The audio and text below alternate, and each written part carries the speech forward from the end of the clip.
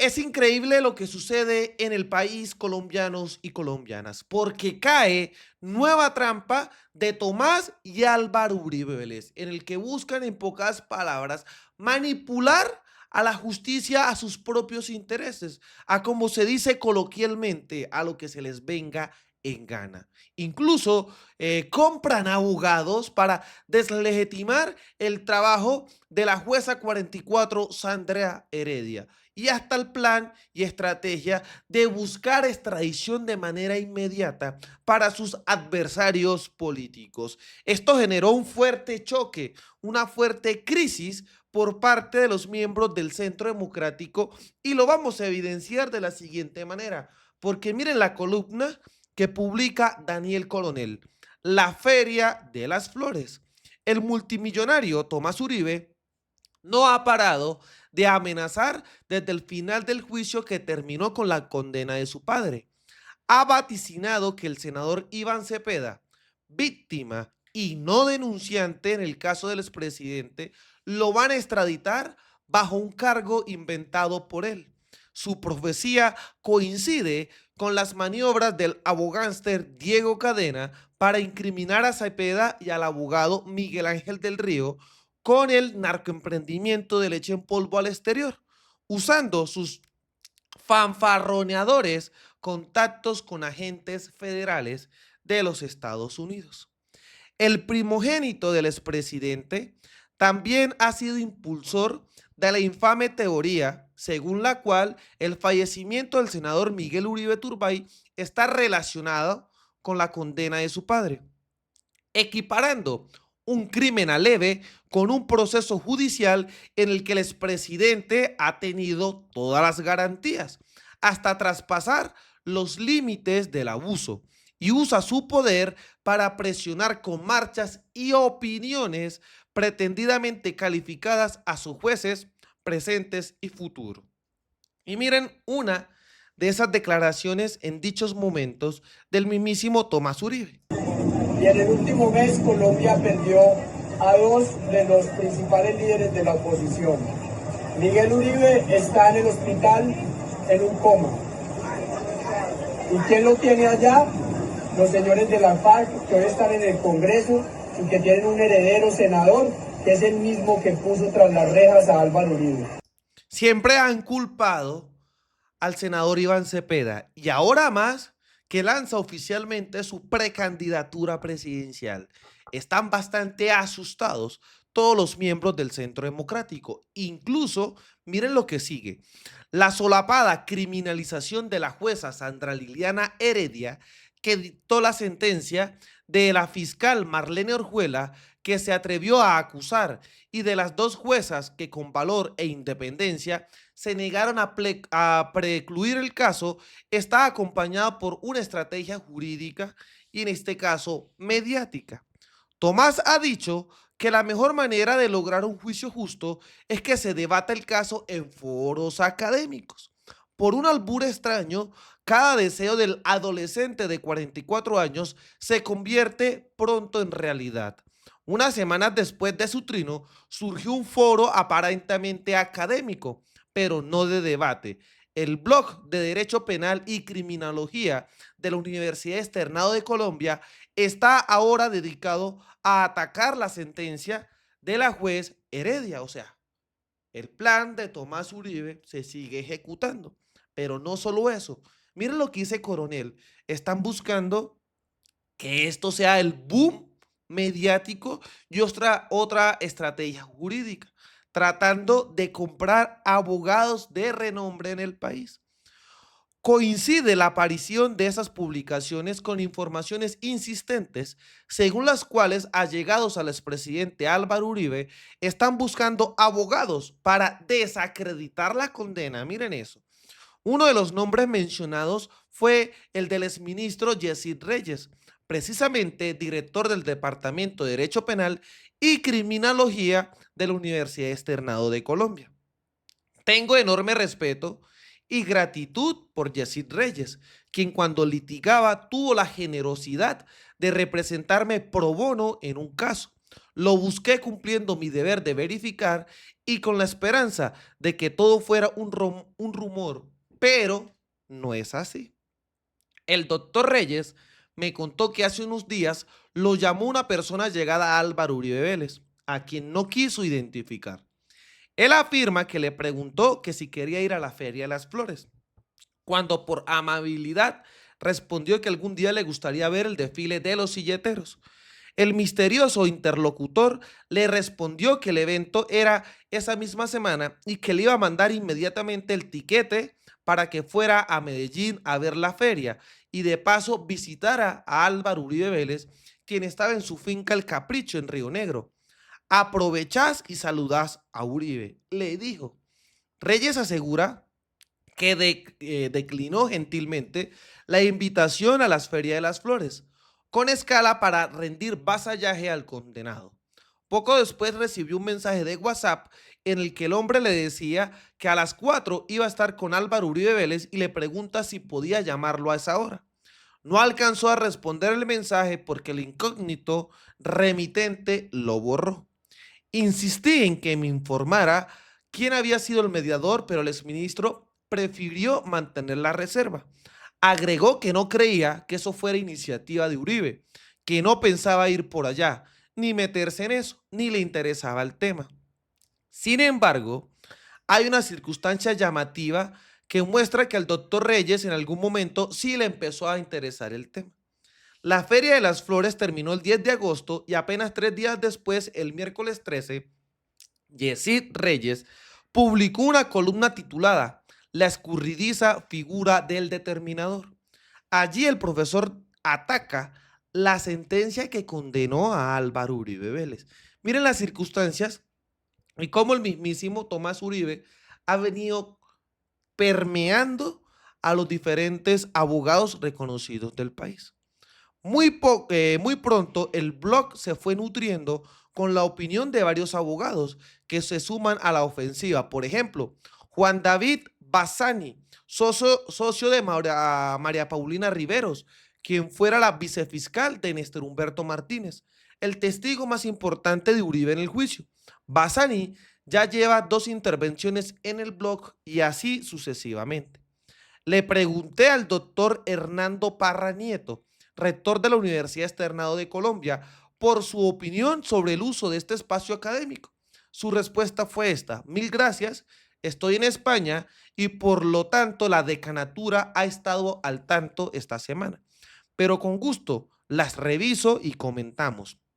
Cuando le hice caer en cuenta de que la decana de Facultad de Derecho es la doctora Emilsen González de Cancino, madre del abogado Iván Cancino, quien ha sido el defensor de Diego Cadena. Me respondió que así era y agregó: el blog ha estado abierto a todas las tendencias que los docentes han expresado o desean expresar, pero no se han recibido otras opiniones. Pueden aparecer. El doctor Yesid Reyes no fue a ver los silleteros, pero el blog de su departamento se convirtió en la Feria de las Flores para el expresidente. Yesid Reyes no fue el único contactado. El abogado Mauricio Pava, quien aparece vinculado a Reyes en la firma Pava Díaz Arana y que también me ha asesorado jurídicamente, me contó que tuvo una reunión detallada sobre el particular en la que no le pidieron atacar públicamente el documento de la jueza, sino dar lo que calificó como una opinión técnica para ser usado en la casación. Miren todo lo que buscan.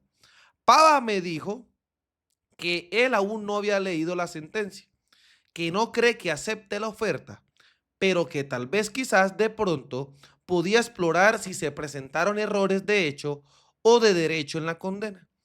Tampoco me quiso contar la identidad de quien lo buscó, ni responder si habló o no con el expresidente Álvaro Uribe.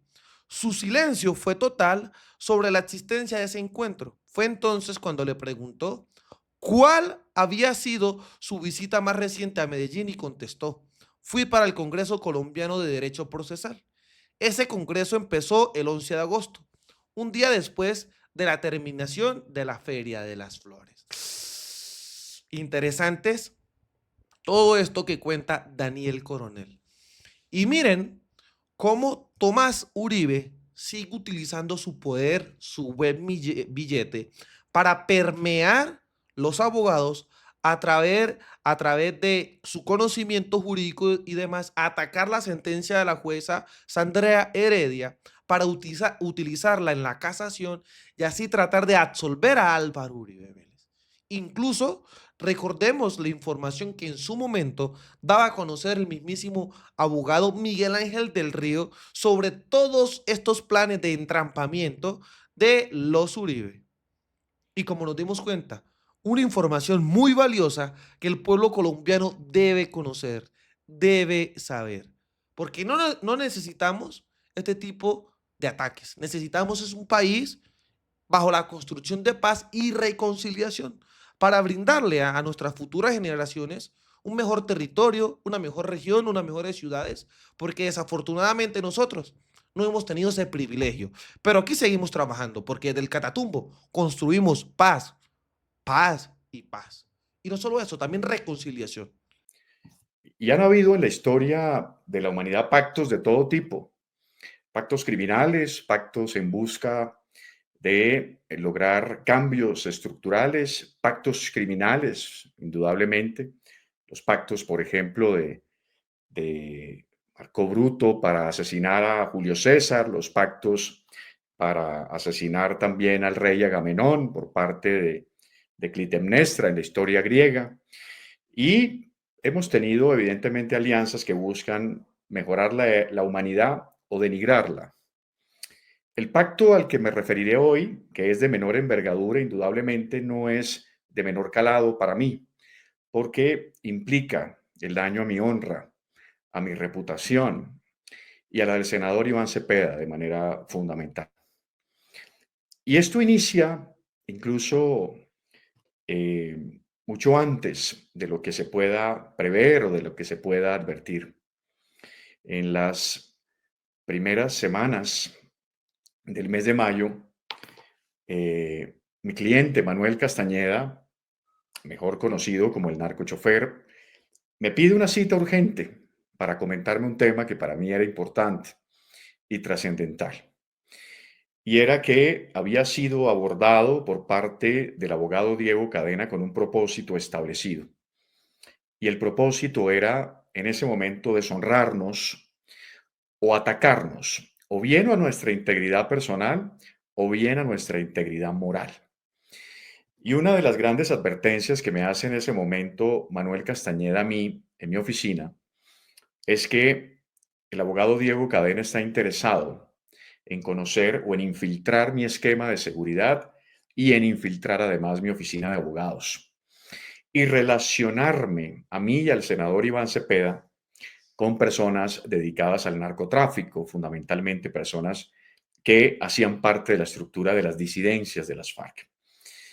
Y nosotros con esa información lo que hacemos es poner esto en conocimiento de las autoridades, de la Fiscalía General de la Nación, para que se hiciera la valoración respectiva desde el punto de vista del desarrollo. Pero lo que conocemos con relación a el famoso pacto del Country Club, mencionado por el periodista Coronel, es que en los palaciegos comedores del prestigioso club bogotano de alto nivel se cuecen aguas y evidentemente se puede establecer también las miserias de la naturaleza humana. Allí, un empresario permite el ingreso o firma el ingreso de Diego Cadena y de Manuel Castañeda precisamente con ese propósito malsano e ilegítimo. Buscar denigrarnos en el momento más importante del desarrollo de ambos procesos penales. El proceso en contra de Álvaro Uribe Vélez y el proceso en contra del propio abogado Diego Cadena. Y comienza así entonces un ejercicio de entrampamiento de uno de los más brutales de los últimos años, además, que debiera alarmar además a la opinión pública y a los medios tradicionales de comunicación, porque el modus operandi es siniestro. Buscar entonces deshonrar a un ciudadano, abrirle un proceso penal con el propósito además de lastimarlo jurídicamente, pero más aún, con la intervención presuntamente de agentes federales, de los Estados Unidos, de la DEA, del FBI y de otras agencias.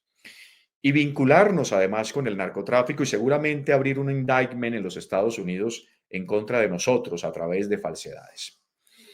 Y el desarrollo de la operación entonces consistía fundamentalmente en abrir un proceso penal en contra del senador Iván Cepeda y abrir un proceso penal en la Fiscalía General de la Nación en mi contra. Recordemos que el investigador natural de un congresista es la Corte Suprema de Justicia para el caso del senador Iván Cepeda. Y el investigador natural de un particular como yo es la Fiscalía General de la Nación. Y allí, a través de la falsificación de la firma de un abogado, se instauraron sendas denuncias en contra de uno y del otro. Con el propósito, repito, de vincularnos con el narcotráfico.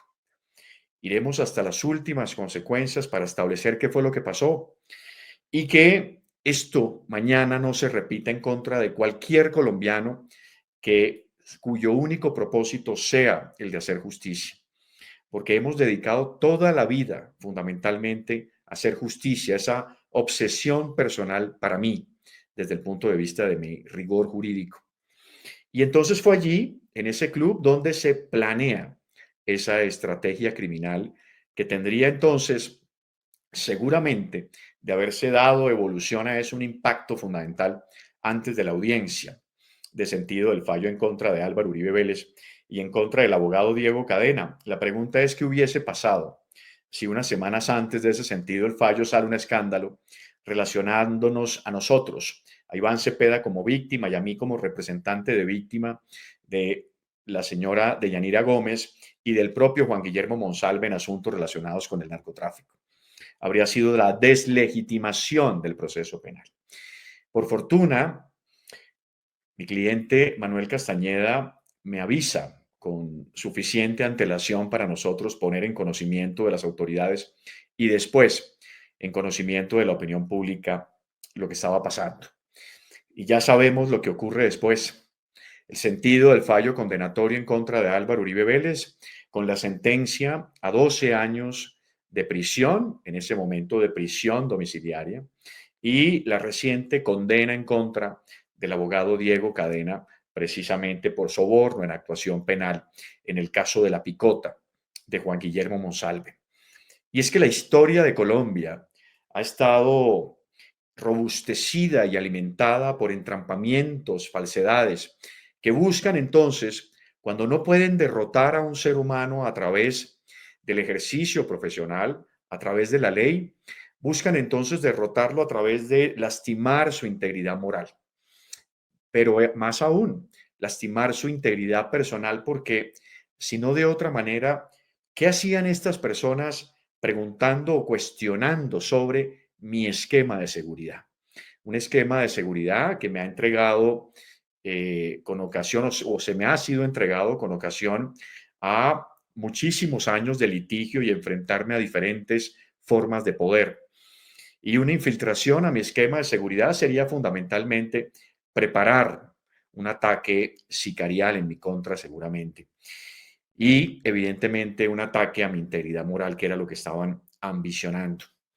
No he hecho otra cosa en mi vida que denunciar los terribles actos de corrupción que nos han rodeado en los últimos años, en los últimos gobiernos, y que hoy tenemos una de las decisiones judiciales más importantes de la historia reciente.